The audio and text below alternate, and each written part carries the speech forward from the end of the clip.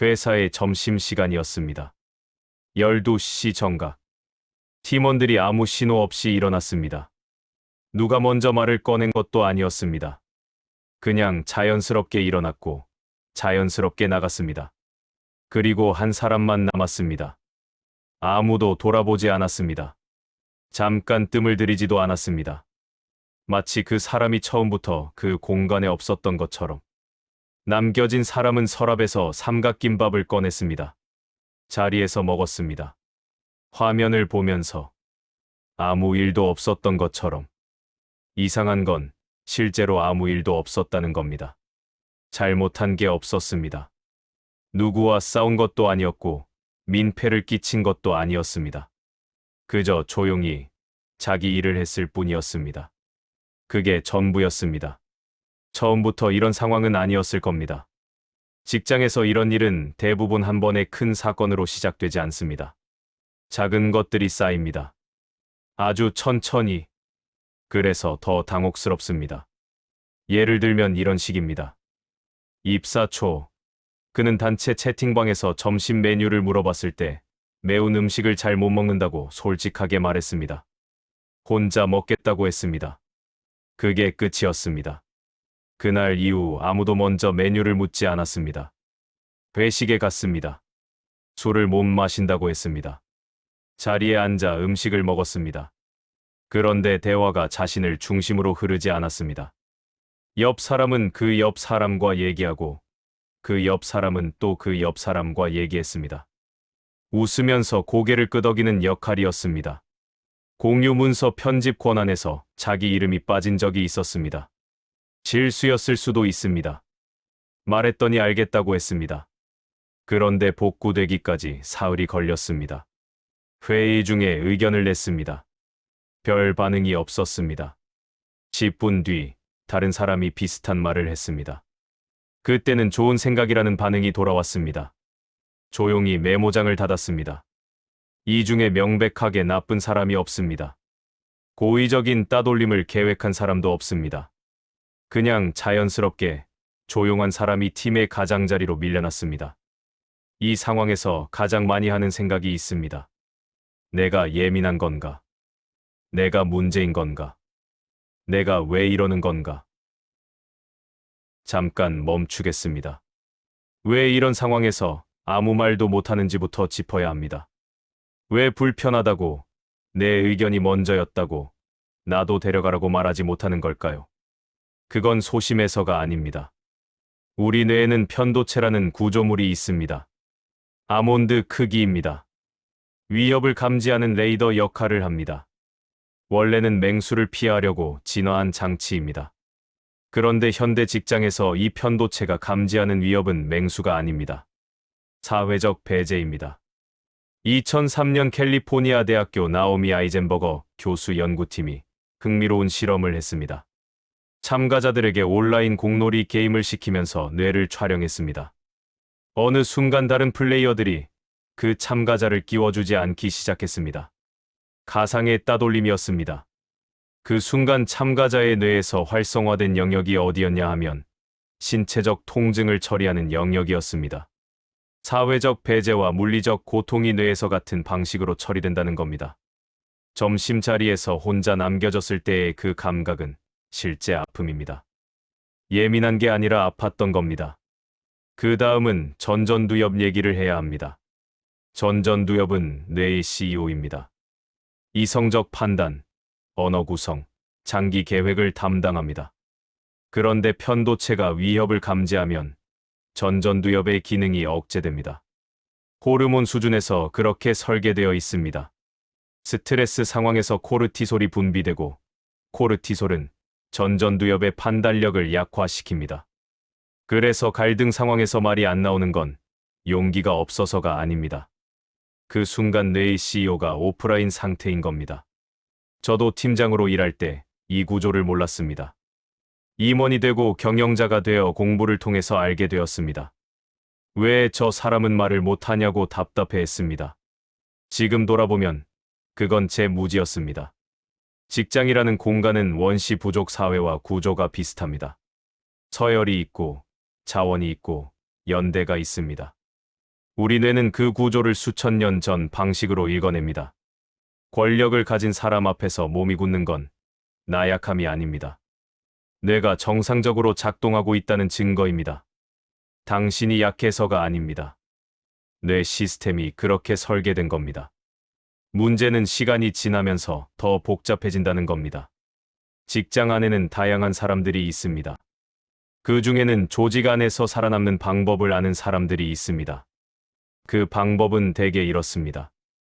위에 잘 보이고, 아래는 관리하고, 옆은 경쟁합니다. 이런 사람들 눈에 조용히 일하는 사람은 처음엔 위협 요소가 아닙니다. 그런데 그 사람의 보고서가 칭찬을 받거나 업무 처리가 깔끔하다는 얘기가 돌기 시작하면 달라집니다. 태도가 미묘하게 바뀝니다.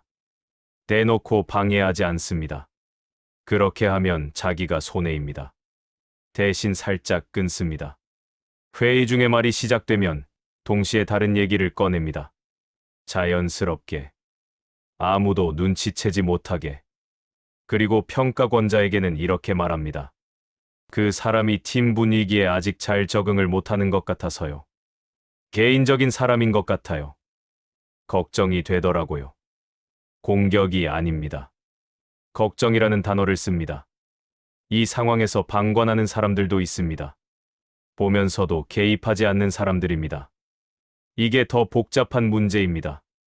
그 사람들이 비겁해서가 아닙니다. 개입하면 자기가 손해라는 계산이 서 있는 겁니다. 관계가 틀어지고 위에 찍히고 득이 없습니다. 조직 안에서 그 계산을 수십 번 해본 사람들은 알고 있습니다. 침묵이 합리적이라는 걸. 그리고 평가가 내려옵니다. 팀워크가 아쉽다고. 협업이 부족하다고. 정작 일은 제대로 다 했습니다. 기한도 지켰습니다. 요청받은 것도 다 했습니다. 그런데 팀워크 점수가 낮게 나옵니다. 여기서 혼란이 극대화됩니다. 나는 일을 잘했는데 왜 평가가 나쁜가? 나는 규칙을 지켰는데 왜 문제가 생기는가? 나는 아무도 해치지 않았는데 왜 혼자가 됐는가? 다시 멈추겠습니다. 지금 이 상황은 단순한 성격 충돌이 아닙니다. 조직 구조 문제입니다. 세 가지로 설명하겠습니다. 첫 번째, 평가 시스템의 실제 작동 방식. 평가는 기록을 봅니다. 하지만 기록의 기준을 누가 정하냐 하면 평가권자입니다. 팀워크라는 항목에 낮은 점수를 줄 때 그 판단 기준은 평가권자의 주관입니다. 법적으로는 근거가 필요하지만 실제 인사권은 훨씬 더 넓은 재량을 가집니다. 근로기준법이 명시한 것과 현장에서 실제로 작동하는 것 사이에는 간극이 있습니다. 많은 사람이 그 간극에 빠집니다. 두 번째, 성과와 충성은 다른 화폐입니다. 많은 조직에서 성과는 생존의 필요 조건이지 충분 조건이 아닙니다.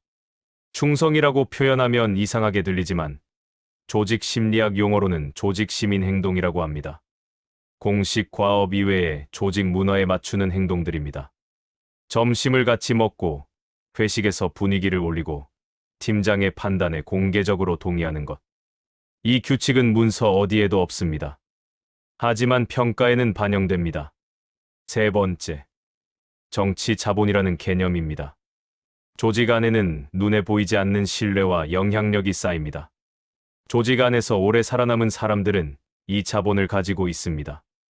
평가권자 앞에서 언어를 선택하는 법, 의제를 선점하는 법, 타인을 평가하는 언어를 다루는 법을 압니다. 새로 들어온 사람은 이 자본이 적습니다. 문제는 이 자본이 어떻게 만들어지는지 아무도 가르쳐주지 않는다는 겁니다. 제가 팀장으로서 평가권자였을 때 얘기를 잠깐 하겠습니다. 저도 비슷한 판단을 했습니다. 업무 능력은 뛰어난데 팀 적응이 느린 직원에게 피드백을 주지 않고 점수를 낮게 줬습니다. 설명하기가 번거로웠습니다. 지금 돌아보면 그건 제 게으름이었습니다. 하지만 당시엔 당연했습니다. 조직은 그런 식으로 굴러갑니다. 생각으로는 조직을 이길 수 없습니다. 하지만 전략으로는 대응할 수 있습니다. 중요한 전환점이 있습니다. 감정으로 읽던 상황을 구조로 읽기 시작하는 순간입니다. 예를 들면 이런 겁니다. 누군가 회의 중에 말을 끊는 행동이 무작위가 아니라 패턴이 있다는 걸 알아채는 것. 방관자들의 침묵이 비겁함이 아니라 생존 계산이라는 걸 이해하는 것. 평가, 언어 뒤에 어떤 구조가 있는지 파악하는 것. 이 순간부터 대응이 달라집니다. 사람을 바꾸려는 게 아닙니다. 조직의 감정을 바꾸려는 게 아닙니다. 내가 움직이는 방식을 바꾸는 겁니다. 구조를 이해하면 전략이 보입니다. 지금부터 설명할 5가지 전략은 조직 심리학이 실제 효과를 검증한 것들입니다. 어렵지 않습니다. 하지만 의식적으로 연습해야 합니다. 첫 번째, 3초 멈춤 전략. 누군가 말을 끊거나 부당한 상황이 생겼을 때 즉각 반응하지 않는 겁니다. 3초를 멈춥니다. 그리고 말합니다. 제가 하던 얘기 이어가도 될까요? 왜 효과가 있냐 하면 3초라는 물리적 시간이 편도체 반응을 약화시킵니다. 자율신경계가 경보 모드에서 벗어나는 데 필요한 최소 시간이 약 3초에서 6초 사이입니다. 그 시간을 확보하면 전전두엽이 다시 작동할 수 있습니다. 즉각 반응하지 않는 것이 약함이 아니라 뇌과학적으로 가장 강한 대응입니다. 두 번째, 사실 기록 전략. 감정 일기가 아닙니다. 사실 기록입니다. 날짜, 시간, 상황, 발언자, 내용. 예를 들어 이렇게 씁니다. 3월 12일, 오전 팀 회의. 발언 도중 다른 안건이 제시됨. 팀장 시선 이동. 내 발언 이후 논의 없이 다음 안건으로 진행. 이 기록이 당장 사용되지 않을 수 있습니다. 하지만 평가 면담이나 인사 이슈가 생겼을 때 감정 기억이 아닌 사실 증거가 됩니다. 조직의 평가 시스템은 감정에 반응하지 않습니다. 기록에 반응합니다. 기록이 힘입니다. 세 번째, 관계 분리 전략. 직장 동료를 좋아하려고 애쓰는 것을 멈추는 겁니다. 대신 명확히 구분합니다. 업무 관계와 감정 관계는 다릅니다. 동료는 업무 협조자입니다. 친구가 아닙니다. 상사는 평가권자입니다. 멘토가 아닙니다. 이 분리가 왜 중요하냐 하면 감정 관계를 기대하는 대상에게 배신감을 느끼기 때문입니다. 업무 관계로만 설정하면 기대치 자체가 달라집니다. 점심에 안 불렀다는 사실이 나를 공격한 게 아니라 업무 관계 밖의 일이 됩니다. 그러면 편도체가 위협을 감지하는 강도가 낮아집니다. 소모되는 에너지가 줄어듭니다. 네 번째, 느린 반응 전략. 부당한 평가나 애매한 피드백을 받았을 때 그 자리에서 해명하지 않습니다. 알겠습니다. 생각해 보겠습니다. 그리고 다음 날 이메일로 답합니다. 말씀하신 부분이 구체적으로 어떤 상황을 말씀하시는 건지 여쭤봐도 될까요? 개선하고 싶어서요. 2가지 효과가 있습니다. 하나, 즉각 감정 반응을 피합니다. 둘, 평가자가 구체적 근거를 대야 하는 상황이 만들어집니다. 근거가 없으면 평가는 약해집니다. 기록으로 남는 이메일은 그 자체가 자산입니다. 5번째, 작은 가시성 전략. 조용히 일하는 것 자체가 문제가 될 수 있습니다. 조직은 보이지 않는 성과를 성과로 인정하지 않습니다. 그래서 일이 끝나면 팀 채팅방에 짧게 올립니다. 오늘 A 자료 정리 완료했습니다. 공유 폴더에 올려놨어요. 필요하신 분 확인해 주세요. 6줄 이내입니다. 자랑이 아닙니다. 보고입니다. 존재감은 말하는 것과 다릅니다. 기록되는 것입니다.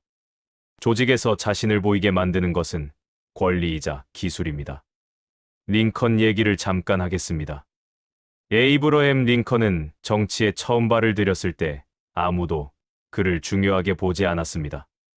말이 너무 없다는 평가를 받았습니다. 회의에서 뒤로 물러섰습니다. 직접 충돌을 피했습니다. 당대 평론가들은 그를 우유부단하다고 했습니다. 그런데 링컨이 한 일이 있습니다. 기록을 남겼습니다. 모든 편지를, 모든 법안 발의를, 모든 공개 발언을 문서로 쌓았습니다. 그리고 연대를 만들었습니다. 적과도 대화했습니다. 자신을 공격하는 사람들을 내각에 앉혔습니다. 팀 오브 라이벌스라는 개념이 거기서 나옵니다. 조직에서 조용한 사람이 살아남는 방법은 더 시끄러워지는 게 아닙니다. 기록을 남기고, 연대를 만들고, 구조를 이해하는 겁니다. 오늘 가져갈 4가지입니다. 하나, 감정은 시스템 반응이다. 얼어붙고, 말이 안 나오고, 눈물이 나는 건 뇌의 생존 장치입니다. 나약함이 아닙니다. 둘, 조직은 구조로 움직인다. 나쁜 사람이 없어도 나쁜 상황이 만들어집니다. 구조를 이해하면 개인 감정 소모가 줄어듭니다. 셋, 기록이 힘이다. 감정은 사라지고 기록은 남습니다. 조직의 언어는 사실과 데이터입니다. 넷, 반응 속도가 권력이다.